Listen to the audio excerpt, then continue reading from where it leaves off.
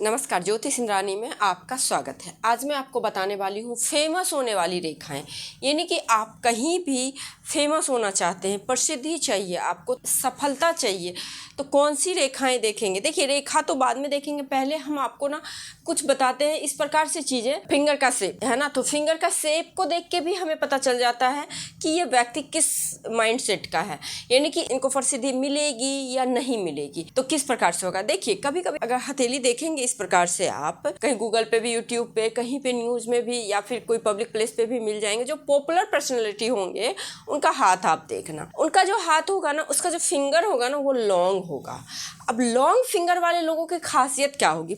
अब long finger कैसे हम लोग डिसाइड करेंगे, तो देखिए, लॉन्ग फिंगर डिसाइड करने के लिए सबसे पहले हमने हथेली को हम देखेंगे, इस प्रकार से मेजर करेंगे। ये मध्यमा फिंगर से लेके आपके मणिबंध तक इस एरिया को नापेंगे, ठीक है।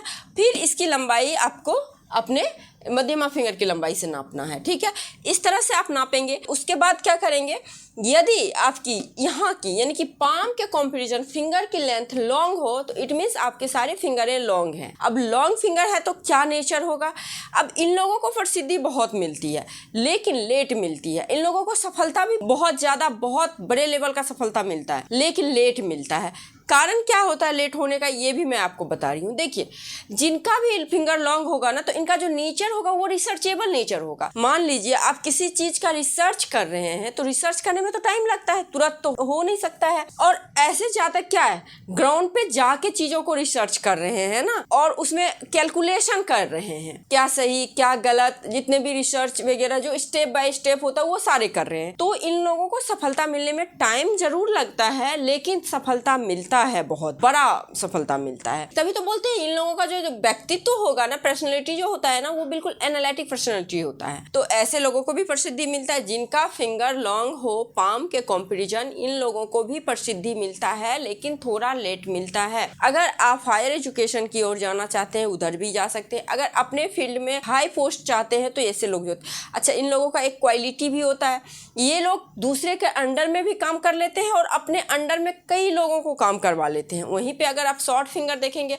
तो शॉर्ट फिंगर वाले लोग ना क्या करेंगे, जल्दी किसी के अंडर में काम नहीं कर पाते हैं, लेकिन हाँ, उनके अंडर में बहुत सारे लोग जरूर काम करते हैं, लेकिन वो लोग थोड़ा सा ना डोमिनेटिव होते हैं। लेकिन वहीं पे जिसका लॉन्ग फिंगर हो ना, तो ये लोग बहुत सॉफ्ट लीडर होते हैं। ये लोग ना दूसरों को अपने अंडर में बड़ा आसानी से काम करेंगे। इन लोगों में एक तरह से सामंजस्य क्षमता जो है ना, वो बहुत अद्भुत होता है। अब एक तो ये सिंबल हो गया। अब दूसरा क्या है, छोटी फिंगर। भले इसका नाम छोटी फिंगर है, लेकिन ये फिंगर ना बहुत ही ज्यादा महत्व रखता है हमारे लाइफ में, हमारी जिंदगी में। जिसका भी छोटी फिंगर अगर सूर्य के फिंगर की लेंथ से है ना, सूर्य की फिंगर की जो ऊपरी पोर यहाँ तक आ जाए, तो समझिए ये जातक परफेक्ट है।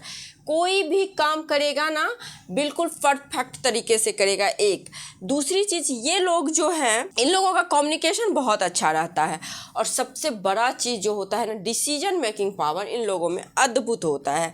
और इन लोगों को प्रोफेशनली ग्रोथ बहुत आसानी से, बहुत अच्छे क्वालिटी में मिलता है। गुणी होते हैं ऐसे लोग, प्रेजेंटेबल होते हैं ऐसे लोग, अट्रैक्टिव होते हैं ऐसे लोग। अपनी बात 10 भीड़ में भी कहे ना, तो सब भीड़ रुक के इनकी बात को सुनेगा, इतने ही ज्यादा प्रेजेंटेबल होते हैं। तो छोटी फिंगर बहुत महत्व रखता है। देखिए, छोटी फिंगर अच्छा होने का मतलब ही है आपकी बौद्धिक क्षमता। बुद्ध आपका अच्छा है, कुंडली में भी बुद्ध आपका अच्छा होगा, देख लीजिएगा, जिसका छोटी फिंगर का लेंथ अच्छा हो। बाकी सब जो भी कॉम्बिनेशन मैंने अभी तक बताया है सब अच्छा हो। तो मैं 5 ही बताऊंगी, ठीक है। अब देखिए, नोट्स जिसका क्लियर होगा ना, इनका माइंडसेट कंफ्यूज वाला नहीं होगा।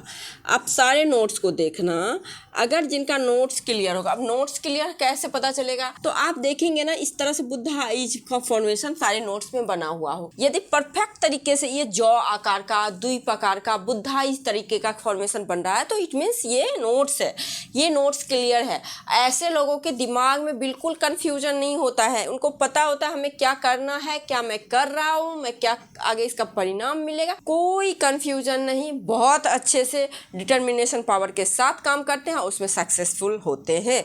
वहीं पे जिसका नोट्स डेवलप नहीं रहेगा, ऐसे जातक में बहुत मुश्किल होता है, बहुत कंफ्यूज रहते हैं। देखिए, फिंगर जो है ना, हमारा बहुत कुछ बताता है, बहुत कुछ। अब फिंगर पे देखेंगे कभी कभी के ऐसे लाइन है, ऐसे लाइन जिन जातक के फिंगर पे रहेगा ना, तो उनको समझ लीजिए उनको अपने लाइफ में संतुष्टि नहीं मिला है। और जिनके फिंगर पे ऐसे ऐसे लाइन होगा ना, है, यानी कि ये स्टैंडिंग लाइन होगा तो उनको समझिए उनको लाइफ में दोस्त भी बहुत अच्छे हैं, खुशमिजाज रहते हैं, लाइफ से सेटिस्फाइड हैं और बहुत सारा अच्छा चीज़ है, ठीक है।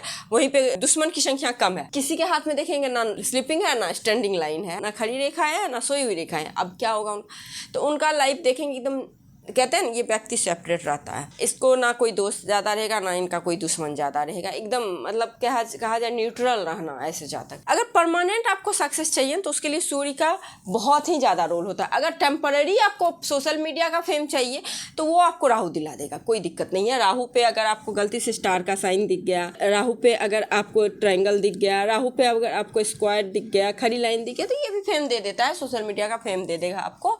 लेकिन ये फेम टिकता नहीं है, जिस तरह से आता है उसी तरीके से जाता है।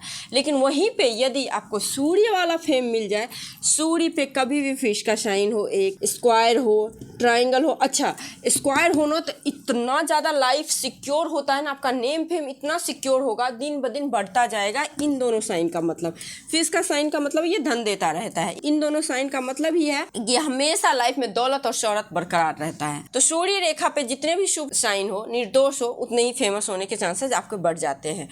फेमस देखिए हर एरिया में होता है।